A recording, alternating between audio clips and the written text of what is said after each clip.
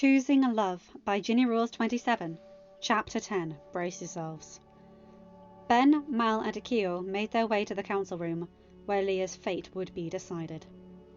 After all, once the council heard everything that Leah had done, they would have to have a vote to change it, to make everything better for the people on the Isle. Right? Akio wasn't exactly thrilled at the fact that there was a lingering sensation of doubt in his mind about Leah's fate. After all, while she only had the two official cronies, Leah was still good at twisting words and crafting a decent argument. She wasn't considered the queen of stonewalling by his Aunt Elsa for nothing.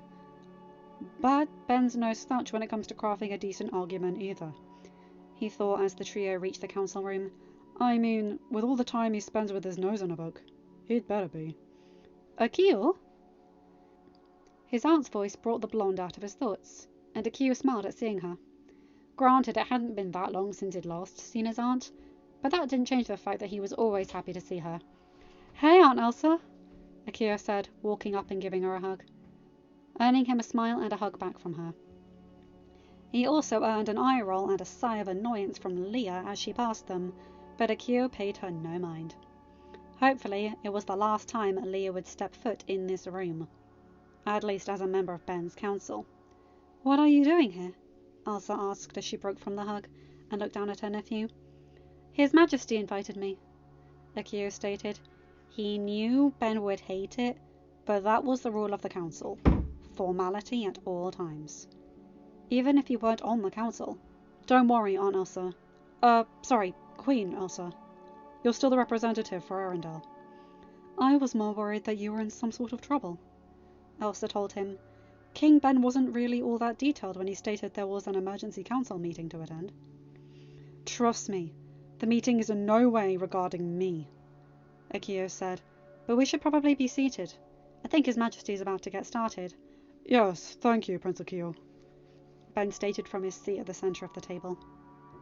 Mal had taken a spot next to him, as both her status as his girlfriend and as his invited guest allowed. Akio quickly took his spot next to his aunt, as normally every council member was allowed one guest if one was needed. I probably should attend some more of Ben's meetings, Akio thought. At some point it'll be me on the throne of Arendelle. But before then, I should at least know what goes on here beyond what Aunt Elsa rants about at the castle. Excuse me, King Ben, but the council room is normally for council members only, Leah spoke up. Akio could only assume that she had also noticed Mal's presence in the room. I am not sure if the presence of others is all that appropriate. Normally, you would be correct, Queen Leah, Ben said, and Akio had to wonder how much it hurt his best friend to have to say those words. But Lady Mal is here not only as my invited guest, but as a representative of the Isle. The issue I've convened you all here today pertains to the Isle, and I believe that it's time they have a voice that has long been denied them. Leah pursed her lips. I see. Well then, there's really no business for the young Arendelle prince to be here, then is there? Prince Akio is here as my invited guest, Queen Leah, Elsa stated, her voice cool yet firm as she stared at the aged monarch. As council members, we are permitted to bring in whomever we want as our guests. You said it yourself. Prince Akio is Arendelle's prince. It's important that he knows exactly what goes on at these meetings, for when the time comes, when he needs to take up the mantle of King of Arendelle. I'm sure you'll be doing that with Princess Audrey and Prince Philip Jr. when the time comes. Why would I? After all, Audrey won't need to trouble herself with this when she's queen, and Philip won't need to deal with this at all, Leah said, sounding as if Philip Jr. was a mere afterthought. Though, knowing Leah, Philip Jr. probably is an afterthought, Akio stated. Everyone knows that Audrey is Leah's favourite. Even Audrey has no qualms in admitting that, though I assume she still at least loves her brother. I really don't see how Audrey is any of your concern, Leah continued, still looking at Elsa. After all, as a former queen, I don't see how any of the ruling families are any of your concern. That's enough. I appreciate your concern, Queen Leah. But now is not the time to get into that, Ben said firmly, suppressing the urge to snap as he looked over at his best friend. Akio was glaring at Leah so hard, Ben honestly thought that the aged queen would burst into flames. Agreed, King Ben. Elsa nodded, subtly resting a hand on Akio's shoulder, as if to remind him not to act. The council quickly got seated in their respective seats. Thank you all for coming. I apologize for calling you all here so abruptly. However, this is something rather important that needs to be discussed, Ben stated. The issue pertains to the food deliveries that are making their way to the Isle of the Lost every month. What is the issue, King Ben? Aladdin asked as he leaned forward slightly. The issue, Sultan Aladdin, is that most of the food the Isle receives is rotten, and further the issue seems to have been going on for the past 19 years, Ben told them, and most of the council gasped in shock and horror. Oh my!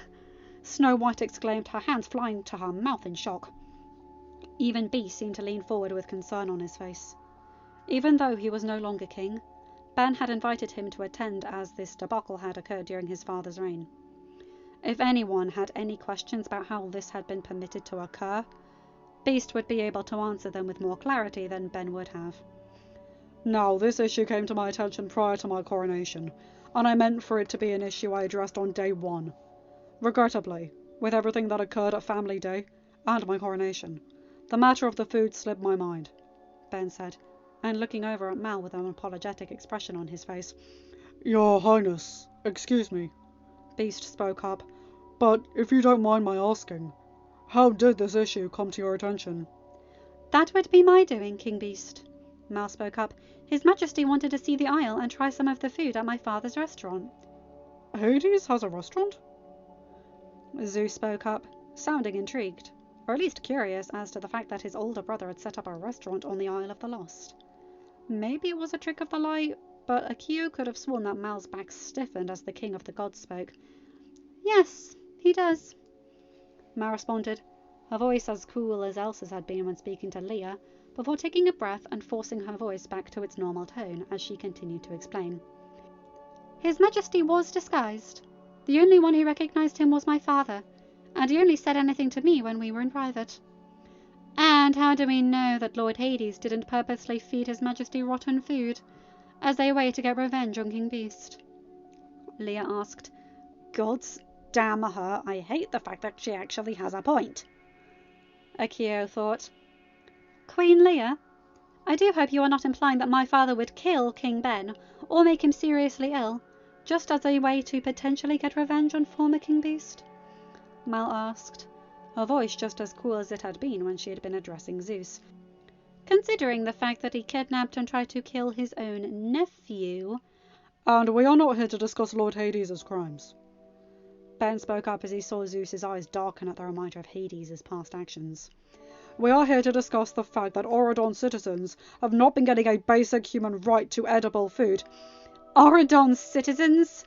They're prisoners, Leah scoffed. Have you all forgotten the crimes they committed against us? Against our children? Queen Leah, are you implying that people of a certain status in life should not be able to get edible food? Aladdin asked, his voice hard as he glared at the Queen of Auroria. Or are you saying they should just be grateful that they were getting any food at all? How can we be certain that the status of the food is really that of what King Ben is describing? Leah asked. Queen Leah, are you really implying that King Ben is lying about this? Mal exclaimed, looking at the geriatric old bat in shock. I saw him eat the food. I saw him spend 5 minutes try to search for a word that would compliment my father's cooking without sounding like he was insulting it. I have to say, judging by Queen Leah's reaction to this, one almost has to wonder if she knew this was happening, Eugene said. How dare you? Accusing me of that without any proof. It just so happens, Queen Leah, that we do have proof that has been graciously provided by the Arendelle security team and the Prince of Arendelle, Ben stated, and began to pull up the clips that Akio had sent him using the computer, and the new projector that had been installed in the council room. It had been on the behest of Belle, and Ben could not be more thankful. Otherwise, the only other option they would have would be a film reel, and there would have been no way to show the clips on that.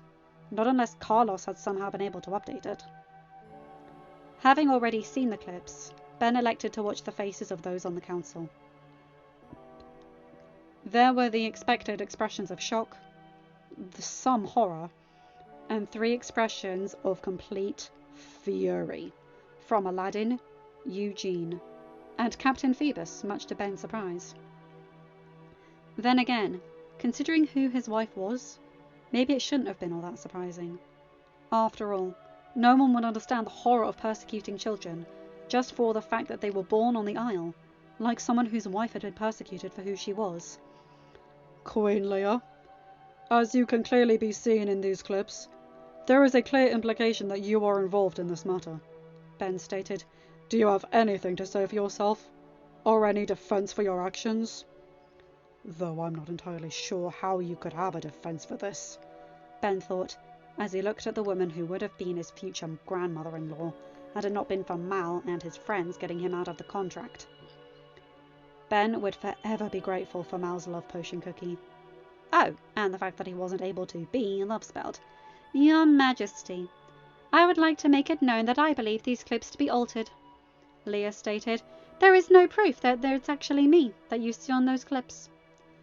What's more, as we all are forgetting that we have children of villains here that are adapted shape-shifting, that has got to be the least subtle reference to me that you possibly could have made, Queen Leia, Mal stated dryly. Why, yes, I am adapted shape-shifting. I get the ability from my father, and can only transform into a dragon. You might as well accuse Lord Zeus of framing you, because he once transformed into a swan. Furthermore, Queen Leia, do you have any proof that the tapes are altered? Ben asked, looking over at Leia. As well, while that may be a possible defense for the clip from today, there are clips dating back from when the children or villains, as you called them, arrived in Auradon. Sire, do we have any proof that the tapes haven't been altered? Leia asked. After all, any one of those VKs could be trying to frame me. They've already managed to ruin Audrey's life by messing with her engagement to you. Queen Leia, in order to get access to these tapes, you would have to access the camera room, which is monitored by the Kingdom of Arendelle. None of the VKs in question have that. As well, you've yet to provide any explanation as to why you are appearing in these clips, giving what appears to be a sizable amount of money to the head guard of the ship to the Isle, Ben stated firmly. Furthermore, I'd like you to refrain from mentioning my betrothal contract with Princess Audrey, as this is neither the time nor the place to discuss such matters. Akio once again bit his lip to prevent a smirk from appearing on his face as each council member turned to look at Leia. Amir is going to be so upset that he missed this, he thought as Aladdin and Eugene gave the geriatric old bat a glare.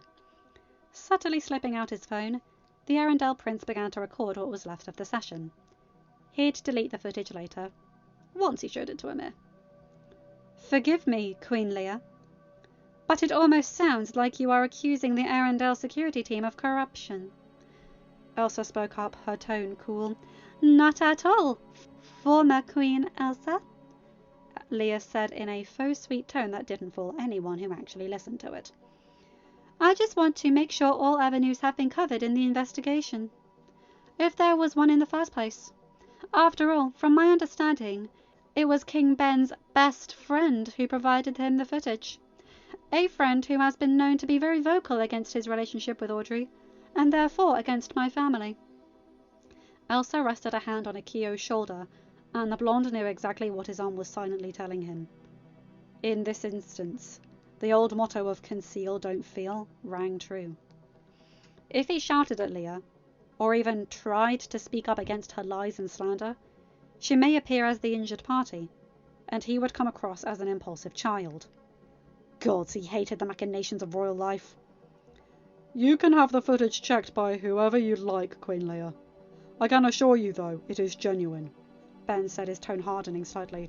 As well, Prince Akio would not tamper with an investigation just to make it appear as if you are the guilty party. Queen Leia, I agree with King Ben, Elsa stated, though the tone of her voice made it clear that she wasn't thrilled with having to address Leia by her title, especially since the latter had reminded everyone in the room that Elsa was no longer a queen. Can you provide an explanation? Preferably one without defaming and slandering my nephew. Leah remained silent, though Ben couldn't help but wonder how. Leah was one of the council members who had made stonewalling an art form, though Ben had to admit, even he would be drawn to silence when Elsa staring him down the way she was staring down Leah. That was on top of the glares coming from Eugene and Aladdin. Queen Leah, by not issuing an explanation, it's clear to me that you are the one behind the delays, Ben stated, drawing the attention back to him. Do you have anything to say to defend yourself? I fail to see what the problem is, Leah stated, somehow keeping her holier-than-thou attitude, despite clearly being in the wrong. They got food. What does it matter what the condition of it was? As well, they weren't forced into eating the food. Queen Leah, yes, we got the food, but eating it was not exactly a choice, Mal stated. Lady Mal. King Ben, you brought me here to be a representative for the Isle, Mal said, turning to face Ben, and her expression turned to a more gentle one as her tone changed as well. Let me do that. Ben sighed but nodded his head as Mal turned back to face Leah. Akio couldn't help but feel a sense of dread as he saw Mal's eyes shine bright green once more. If Mal turned into a dragon, Leah might be able to argue against her. After all, King Beast was in attendance, and he was notorious for his stance on magic. Queen Leah, as I was saying, eating the food we received from Auradon was not a choice, when there weren't many options at our disposal, Mal stated, her voice staying oddly calm and collected. Considering last time Akio had heard her talk about the Isle, Mal had shot off a fireball. The lack of sun prevented us from growing our own crops. Lord Poseidon made it so we had some seafood available to us, but we couldn't eat that all the time.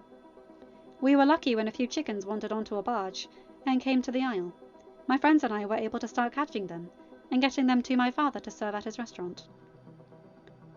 Mal paused and took a breath, steeling herself for the onslaught of emotions she was more than likely going to feel. Thinking about the past, about the children who had died on the Isle, was depressing enough by themselves. But thinking about them, while staring at the woman who was essentially the reason why they had died? Yeah, they were pretty much lucky she hadn't dragoned up yet. Thanks in part to the stellar planning of the Isle, which included a lack of medical system that we could use, children died daily. People died daily, Mal stated. Not just from starvation. They died of dehydration because the rotten food didn't agree with them, and they couldn't replenish the water fast enough. Water that my father was able to provide due to a filtration system my mother helped set up, since the only other water would have been either salt water or urine. They died from being trampled to death in the mad dash to get something edible. Then there were the women who died in childbirth because their bodies had grown too weak to handle that strain. Because of this, and because of the quality of the food sent to the Isle, it is the prevalent belief that Auradon knew about this, and just didn't care. She wouldn't get into the fact that most, if not all, of the teenage girls were severely irregular in their cycles due to the lack of nutrition. She and Uma were lucky that, due to their divine lineage, they had escaped most of the damage, but there were still months when their cycles were off. At least it's better than Harry, Sammy, Jade, or even Freddie. Freddie Visilier, by the way. Mal thought as she thought about some of the female members of their crew and Uma's older sister. What does it matter what the villains think? Leah scoffed, unknowingly pulling Mal out of her thoughts. They're villains. They are also people, Phoebus stated. They have the right to expect that they'll be treated as such. Humans have the right to voice their opinions on how they are being treated. I've seen firsthand what happens when people are targeted for things beyond their control. I'll never forgive Frollo for his persecution of my wife and those like her. But I would never want to see him or his children, should he have them, starve. Oh, he has them, Mal thought with an inward growl as she thought about Freddie Frollo. She had no gripe against his sister Claudine. Despite the fact that she was second in command of the Angels, it was clear that Claudine was only there because Freddie bullied her into it. Speaking as someone who has grown up in a similar environment, I find it reprehensible that Auradon allowed this. Aladdin spoke up, his voice oddly gentle, yet laced with rage. Lady Mal, I know it is too little too late, but on behalf of Agrabah at least, please let me extend my deepest and most sincere apology. Mal nodded slightly, and grew silent as Ben spoke again. Well, at least he would have if one of Leah's cronies didn't decide that it would be the time to speak up. Sire, I must ask, isn't the Isle a prison? I'm sure that the food situation isn't as bad as it is being made out to be, Duke Wesselton stated. Ben worked hard not to roll his eyes at that. He should have seen it coming. Someone claiming that they were over-exaggerating. If you don't believe me, Your Grace, I could always reach out to my mother, Lady Persephone, Mal spoke up. After all, she spends more time on the Isle than anyone else born of Auradon descent. Now, see, this is why we have a hard time believing you, Mal, the Duke said after sharing a look with Chifu and Leah.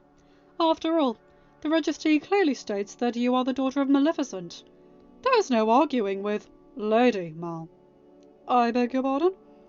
You forgot her title, Your Grace, Zeus stated. As the daughter of Hades, Lady Mal is afforded the title given to her as a godling. Furthermore, we are not here to debate Lady Mal's parentage, even though there should be no need for it, Ben said before the conversation could devolve any further. Lady Mal and Lady Persephone have stated multiple times that Lady Persephone is Mal's mother. Blood does not make a family. But back to the matter at hand. Queen Leah, I ask you one last time, do you have anything to say in your defence before we vote? Your Highness, as I have stated numerous times, I've done nothing wrong. I see no reason to defend myself when it's clear I'm to be a scapegoat. How is it clear that you're a scapegoat, Queen Leah? You can clearly be seen on the tapes. Your seat on the council gives you the opportunity, and you have the wealth to make it happen.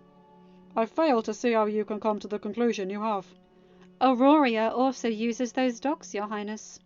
As well, as I have stated before, there's been no proof that there's been any real investigation. Clearly you are blinded by your new girlfriend, someone who has a known grudge against my family. It was clear that I was to be the scapegoat here. Queen Leah, while I have no love for Princess Audrey, I have no grudge against your family. Mal spoke up. However, Princess Audrey's relation to you is not the reason why I am not the fondest of her. Rather, it was her treatment of King Ben while they were dating, along with her treatment of our fellow students, that earned my ire towards her.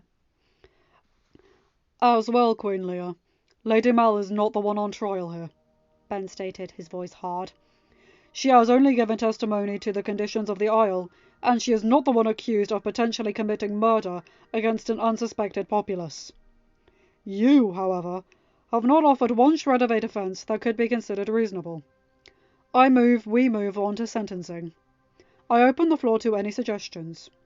Sire, due to the nature of the crimes Queen Leah is accused of, I move that she be stripped of her title and duties as queen. Eric spoke up. It is clear that her actions are not those of a queen. Honestly, it seems a bit redundant to strip what would be stripped anyway. Shang stated. I move that Leah be sent to the Isle herself. What? Now really, such a punishment does not seem fair to a royal of her calibre, Chifu stated. If we must exile Queen Leah, why not to the Isle of Misery? Any isle Queen Leah gets put on will be the Isle of Misery, Eugene stated. I second Captain Shang's movement to sentence Queen Leah to the Isle of the Lost. Maybe then, seeing what she has willingly subjected people to, she'll realise the error of her ways. I doubt it, Mal thought with an inward sigh. She didn't really know how she felt about her home being used as a punishment.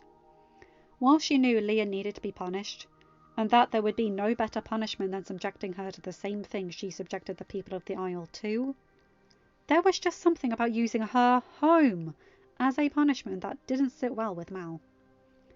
After all, Ben always stated that the children of the Isle didn't deserve to be there. that they were innocent. And yet, they were still kept on the Isle. They grew up on the Isle. No one came and got them off when they were born. Children were subjected to that life, all because of who they were born to. All right. All in favour of stripping Queen Leia of her royal title and sending her to the Isle of the Lost? Ben asked, pulling Mal out of her thoughts. With the exception of 4 hands, everyone else's hands went up. The obvious dissenters were obvious, and as Beast was not a member of the council, he could not vote. Noted. Although I must state, Prince Akio, your enthusiasm is appreciated, but your vote will not be counted, Ben said. Mal could hear the amusement in his voice, though he fought hard to hide it. My apologies, King Ben, Akio stated. All those in favour of stripping Queen Leia of her royal title and sending her to the Isle of Misery? Ben asked. The lone 2 hands were rather pathetic, as no one else voted in favour. Ben sighed. Queen Leia, please know that I take no joy in this, but the votes are clear.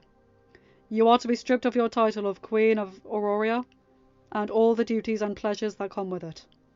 You are to be sent to the Isle of the Lost. Now please, show yourself out of the council room. My guards will escort you out of the castle.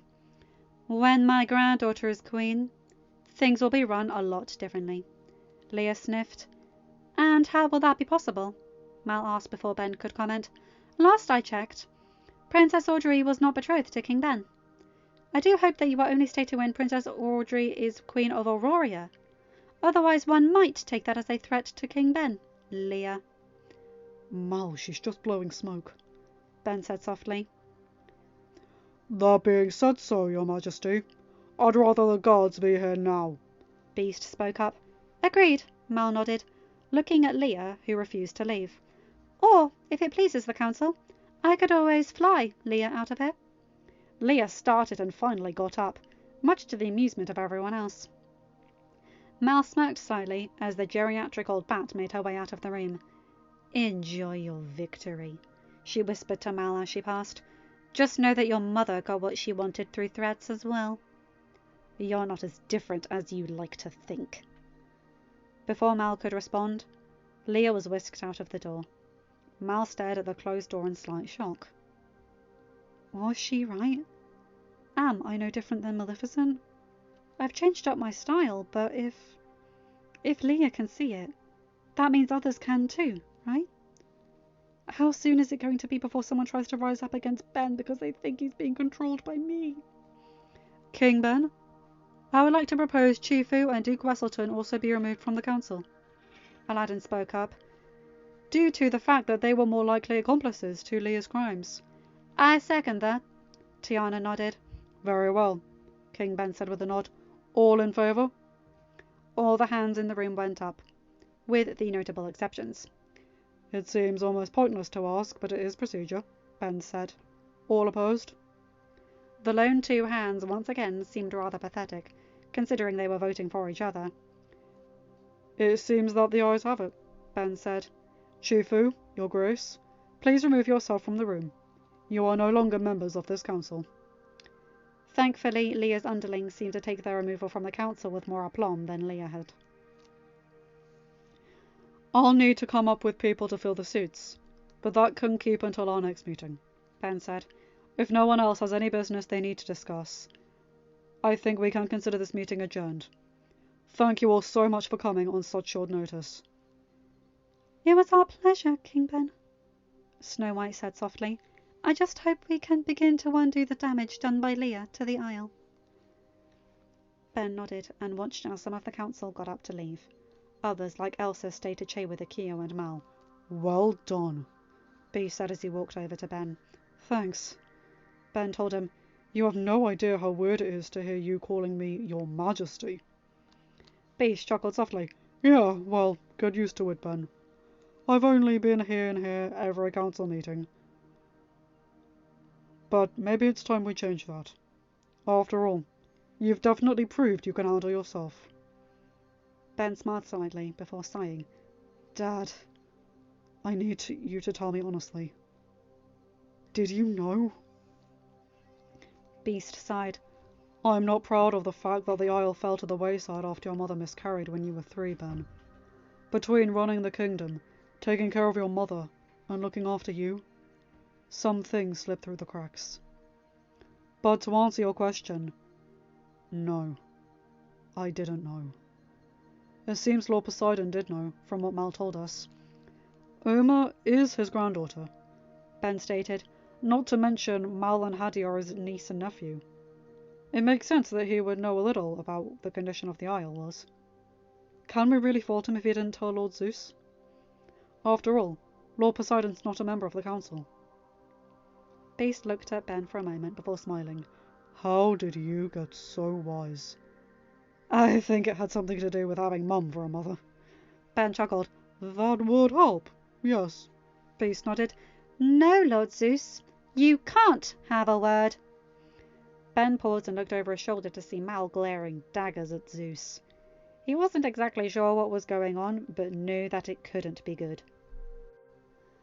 Thankfully, most, if not all, of the council had left. The only few stragglers were Elsa, Aladdin, and of course Akio.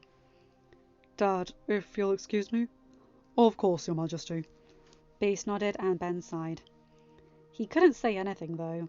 This could turn into a situation where Ben needed to be king rather than a boyfriend. He started making his way over to the 2 gods. Lady Mal? No, Mal said firmly. Lord Zeus, if I have anything to say to you, it is this. Thank you for robbing me of 5 years with my family. My mother told me about how she came to you when Maleficent stole me from my father's home, and you refused to help. Because why? Did you think it was some kind of karmic justice? Yeah, the sarcasm is palpable, Ben thought. You could have stepped in. Dad was asking help from you. Who cares if you didn't know the whole story? Mal continued. Ben couldn't help but wonder why Zeus hadn't said anything. Well, he wondered until he saw the faint wisps of purple smoke beginning to curl around Mal's feet, along with how her eyes were shining. In fact, they looked almost bright. Okay, Ben said gently as he interjected himself. After all, Zeus had attended his coronation, and knew what was coming just as much as Ben did. Lord Zeus, if you'll excuse me, I need to borrow Lady Mal. He slowly led Mal off to the side of the room. Mal raised a quizzical eyebrow. I wasn't going to shoot a fireball at him, you know. I know, Ben said gently, but you were... Well, you were beginning to smoke up. I just wanted to make sure you were okay, Dragon. Mal couldn't help but smile at the pet name. Ever since his coronation, Ben had used it as a nickname for her. However, the smile slipped as she remembered what Leah had said to her, about being just like Maleficent. A pet name like that is harmless, though, she thought. Still, Leah's more dangerous than Audrey or the gazelle. Or at least she would be if she wasn't going straight to the Isle. I should write my crew. They should be on the lookout for her. You okay? Ben said softly. Yeah, Mal nodded. There's a reason why Zeus isn't my favourite uncle, though. He didn't even ask about Hadi. Or Uma. Rather, he just said something about how Mum wanted him to have a word with me. You don't believe him? Mum would have reached out to me, Uma, or Hadi if she needed to have a word with me. Not Zeus. Mal scoffed. Ben smiled softly. Well, it's over now. Don't say that, Ben. Now I'm waiting for the other shoe to drop. Mal sighed. It won't, Ben promised. Now, how about we go and get something to eat? Mal smiled. Sounds good to me. Ben smiled back, and after gathering Akio, they quickly made their way to the cafeteria. However, the words that Leah had said earlier still rang in Mal's head. And what was worse, she didn't know how to make them stop. End of chapter. Hi guys, hope you enjoyed that one. Okay, I've been looking forward to doing this one. Oh boy, okay, that was a blowout. Elsa, Aladdin, Eugene, and Phoebus just being furious. Yes, I'm loving that. I love Snow White's little gasp. Just, oh my god, these people did not know. And Leah constantly trying to backtalk her way out of things. And again, like at the second to last chapter of Choosing Family, Ben replies with logic, and he gives her avenues to explain herself multiple times. It's not simply a kangaroo court, which I definitely prefer. The bit with Akio trying to vote was funny. And, yeah, just amazing. But also, Mal's insecurities that are being nudged along by Leah and Natalie. Oh god, she's in the green dress as well. Oh god, there's going to be a blowout of this quite soon, I think. I can't remember exactly how these chapters go, but it's soon. And, well, I don't think Ben or Persephone are going to be happy about it. Anyway, you guys know the drill. Like, comment and subscribe and hit that bell to get notified for whenever I upload a new video. Have a good day, night, or whatever time zone you're in. Bye my guys, gals and non-binary pals. I'll see you in another video. Take care.